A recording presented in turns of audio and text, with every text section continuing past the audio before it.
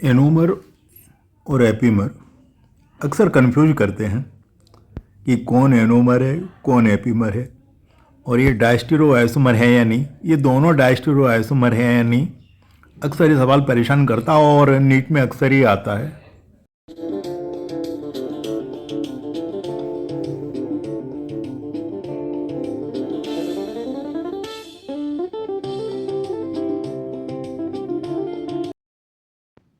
Good morning students. आज हम जानते हैं कि ये तीनों टर्म एक्चुअली क्या हैं और इनका नीट में क्या फ़ायदा है। तो डायस्टेरो आइसोमर एक्चुअली ऐसे स्टीरो आइसोमर होते हैं जो एक दूसरे के मिरर इमेज ना हो। याद रखना है, जो एक दूसरे के मिरर इमेज ना हो उन्हें डायस्टेरो आइसोमर कहते हैं। और इन्हीं की एक स्पेशल कैटेगरी होती है एपीमर, और फिर एपीमर की एक स्पेशल कैटेगरी होती है एनोमर। ये ध्यान रखना है कि डायस्टेरो आइसोमर की एक स्पेशल कैटेगरी होती है एपीमर और एपीमर की एक स्पेशल कैटेगरी होती है एनोमर। तो सभी एनोमर एपीमर भी होते हैं, डायस्टेरो आइसोमर भी होते हैं। सभी एपीमर डायस्टेरो आइसोमर भी होते हैं, लेकिन सभी डायस्टेरो आइसोमर एपीमर या एनोमर नहीं हो सकते। ज्योमेट्रिकल आइसोमर के केस में सिस एंड ट्रांस आइसोमर या ई एंड जेड आइसोमर ये एक्चुअली एक दूसरे के डायस्टेरो आइसोमर होते हैं। तो ये सवाल आपको एग्जाम में मिल सकता है कि कौन सा पेयर डायस्टेरो आइसोमर का है, और answer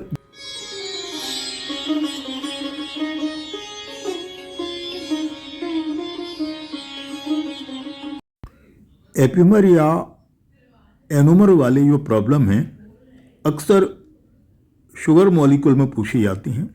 glucose, fructose, galactose, mannose, इनसे रिलेटेड क्वेश्चन एपीमर और एनोमर के आते हैं।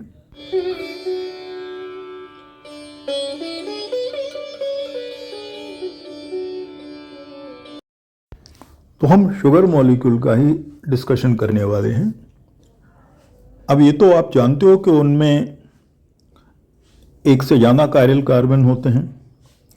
तो हम किनको बोलेंगे डायस्टेरो आइसोमर? जिनमें भी एक या ज़्यादा कार्बन पर कॉन्फ़िगरेशन डिफरेंट हो।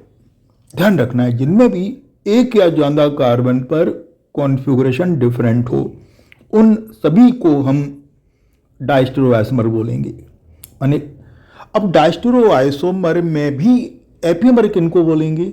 जिनमें सिर्फ एक सिंगल कार्बन पर कॉन्फ़िगरेशन डिफरेंट हो।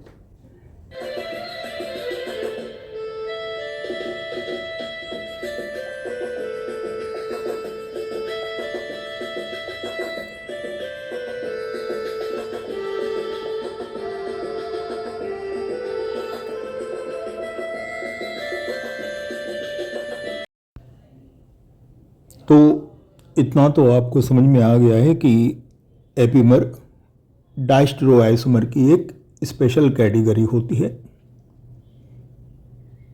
और एपीमर एक्चुअली उन डायस्टेरो आइसोमर को कहते हैं जिनमें केवल एक सिंगल कायरल कार्बन पर कॉन्फ़िगरेशन डिफरेंट होता है और रिमेनिंग कायरल कार्बन सेम होते हैं।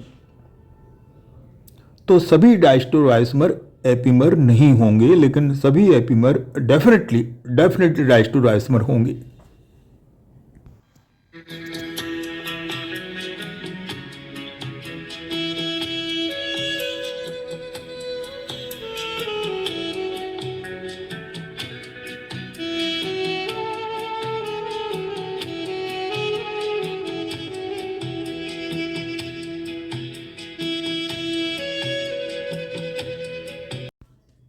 अल्फ़ा डी ग्लूकोज और अल्फ़ा डी मेनोज, इनके सेकंड कार्बन को ध्यान से देखें आप।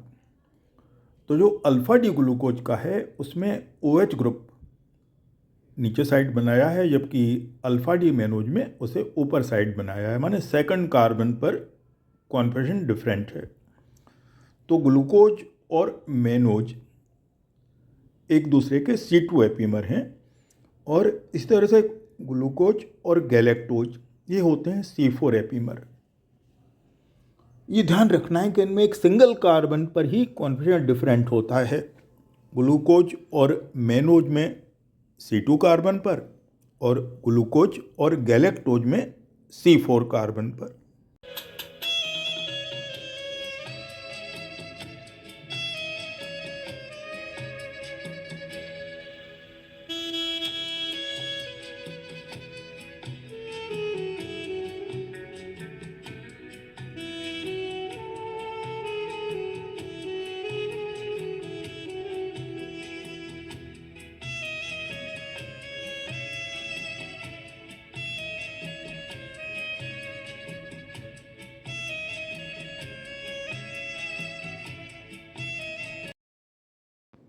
अब मैंने आपको बताया था कि एपीमर की एक स्पेशल कैटेगरी होती है एनोमर। एनोमर क्या होते हैं?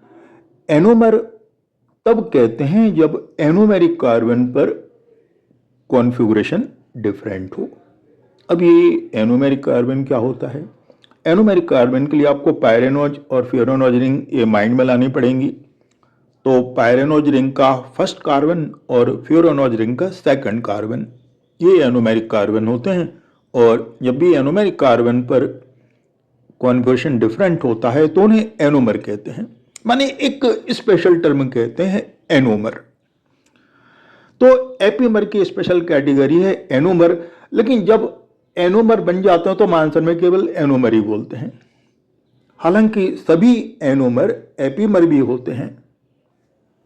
तो अल्फा डी ग्लूकोज और बीटा डी ग्लूकोज ये एक दूसरे के एनोमर हैं, क्योंकि इनमें फर्स्ट कार्बन पर H और OH की पोजीशन डिफरेंट रहती है।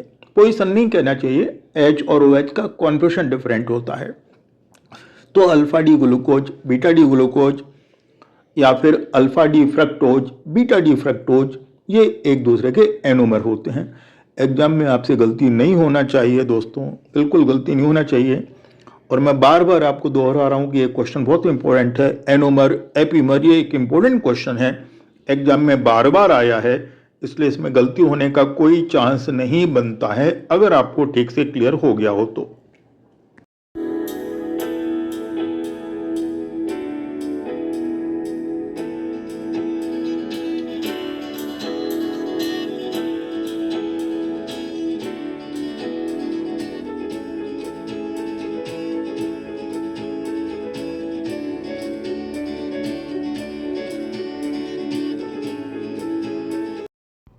ग्लूकोज और फ्रक्टोज दोनों का मॉलिक्यूलर फार्मूला सेम है, तो ये दोनों आइसोमर हैं।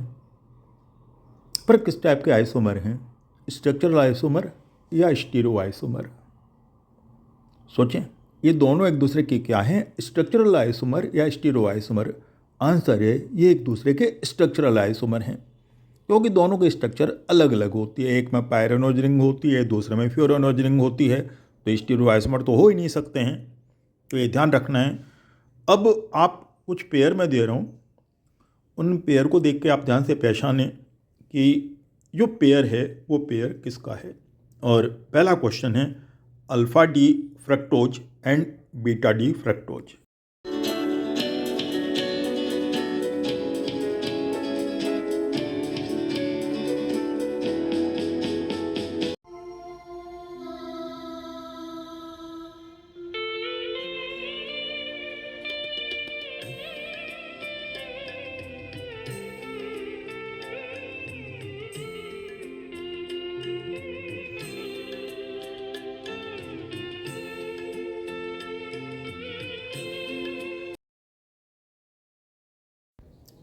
डी ग्लूकोज और एल ग्लूकोज, ये पेयर किसका है? डाइस्टेरो आइसोमर, इनेंशियोमर, इनमें से एक आंसर बताना है कि इनमें से किसका पेयर है D glucose and L glucose. और ये भी बताएंगे कि नेचर में कौन सा ग्लूकोज होता है, माने नेचुरल जो ग्लूकोज है वो डी ग्लूकोज होता है या एल ग्लूकोज होता है।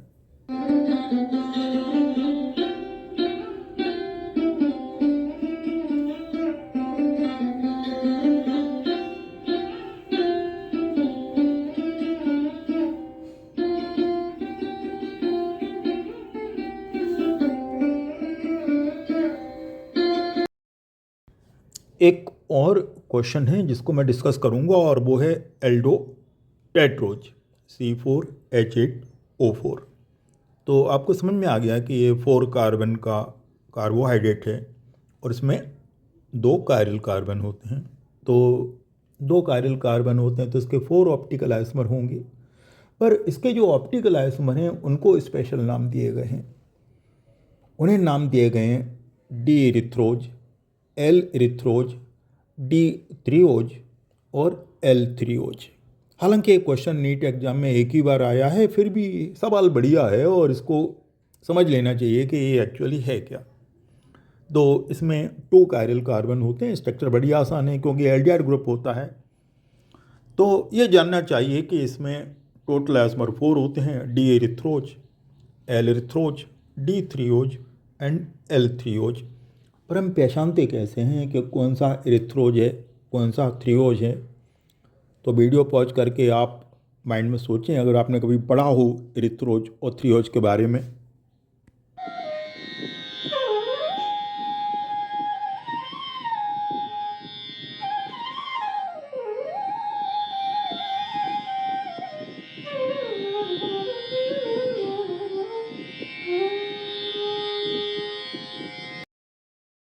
एक्चुअली इरिथ्रोज में दोनों कायरल कार्बन के OH ग्रुप सेम साइड होते हैं और इरिथ्रोज में एक दूसरे से अपोजिट साइड होते हैं। अब इनका जो थर्ड कार्बन है वो होता है एनेंशियोमेरिक कार्बन। थर्ड कार्बन होता है एनेंशियोमेरिक कार्बन और उसी से पहचानते हैं कि डी है या एल है। तो अगर OH ग्रुप राइट साइड है तो डी होगा और लेफ्ट साइड है तो एल होगा।